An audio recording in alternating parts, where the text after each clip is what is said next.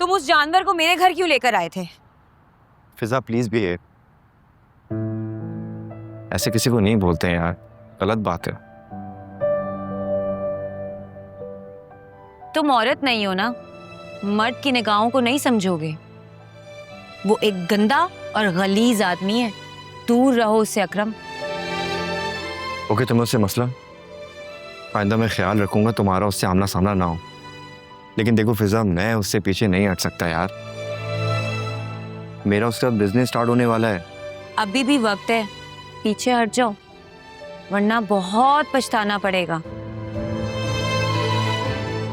फिजा, जिंदगी में पहली बार कुछ करने जा रहा हूँ, अपने आप को साबित करने जा रहा हूँ, और तुम कह रही हो पीछे हट जाओ।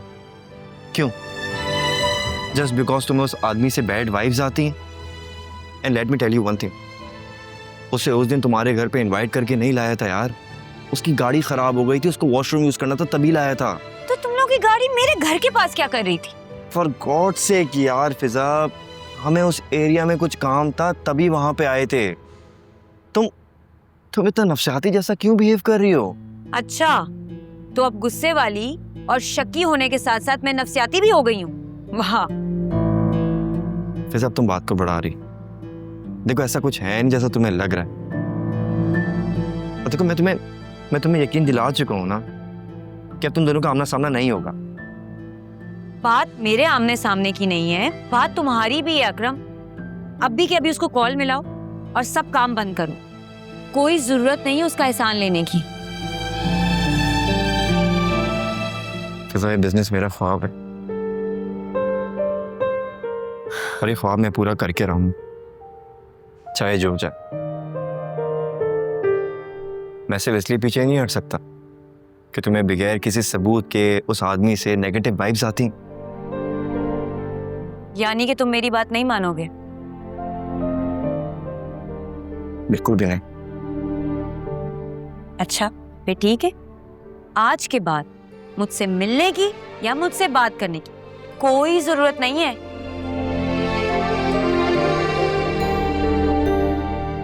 ये तुम्हारा आखिरी फैसला?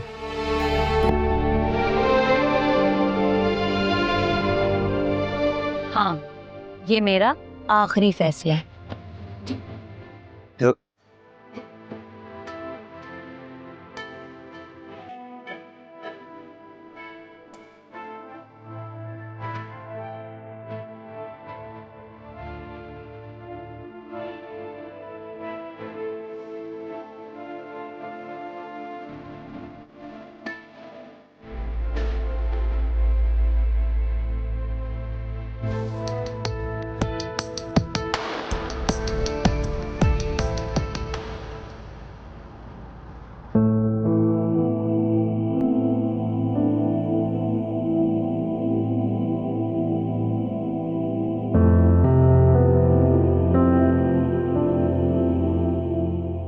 सोया बेटा, मेरा फोन उठा लो, मैं परेशान हो रही हूँ।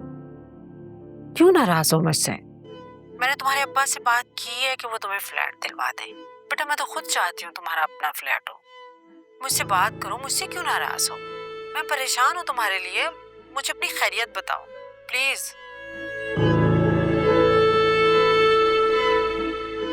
इस पूरे खानदान को तो ऐसा मजा चखाऊंगा ना, सारी जिंदगी याद रखेंगे। बहुत ऊंची उड़ान उड़ते। बड़े ही 2 नंबर आदमी हो तुम। बस देख लो तुम्हारा प्यार मुझसे क्या क्या करवा रहा है। बस ये आखिरी और पहली आजमाइश है तुम्हारी, इसके बाद सूपी हमेशा हमेशा के लिए तुम्हारी। और मुझे उस दिन का बहुत शिद्दत से इंतजार है। इंतजार तो मुझे भी उस दिन का है जिस दिन सोया की प्रेगनेंसी खत्म हो गई।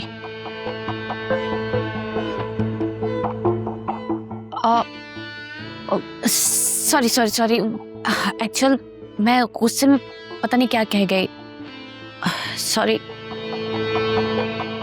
देखो मैं भले ही जितना बुरा इंसान हूं, लेकिन किसी के मरने की दुआ नहीं कर सकता। हाँ सोए, कितने मासूम लग रहे हो ना मुझे तुम ये कहते हुए। सच में मुझे बहुत प्यार आ रहा है तुम पर। प्यार तो मुझे भी आ रहा है और दिल कर रहा है कि आ दिल की बातों में नहीं आते, दिल तो पागल होता है। ये तो है। हाँ साहब, इस पूरे खानदान को पागल कर दूंगा मैं। जोया का फोन है मेरे पास, उसकी अम्मी का मैसेज आया था, कह रही थी कि जोया को बहुत मिस कर रही हूं, और मैंने फोन बंद कर दिया।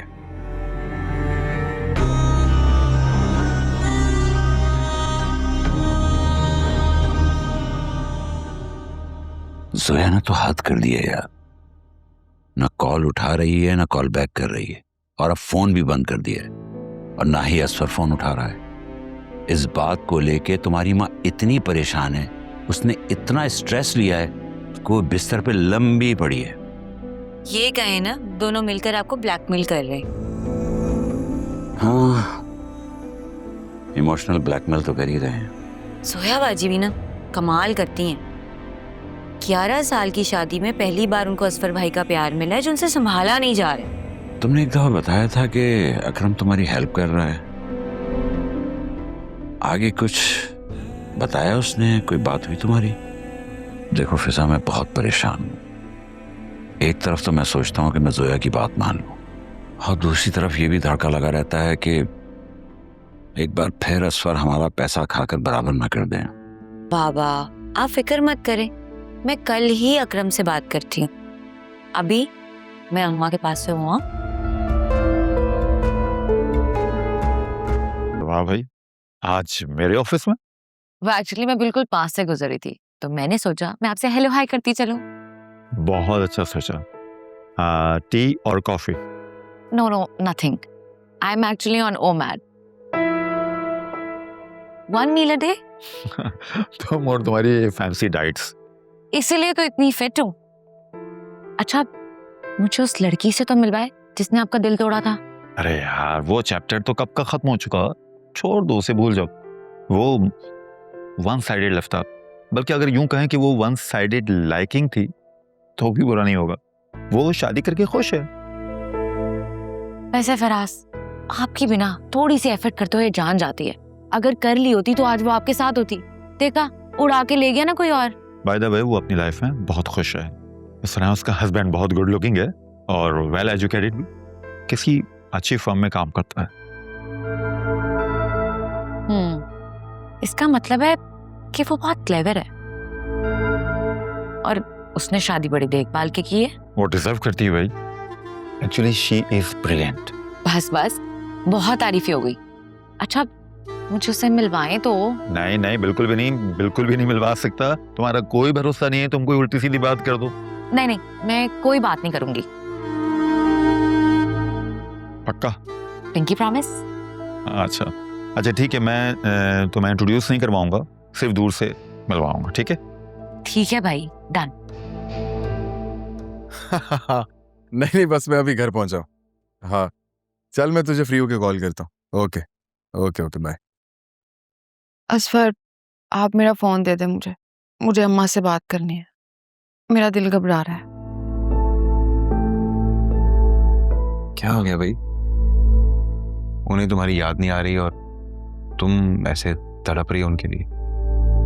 मैंने उस दिन अम्मा बाबा के साथ अच्छा नहीं किया। जो भी हो, वालिदैन है मेरे, बहुत एहसानात हैं उनके हम पर। हमें उनसे ऐसे बात नहीं करनी चाहिए थी। हाँ, लेकिन अचानक इतनी मोहब्बत क्यों आ गई तुम्हें?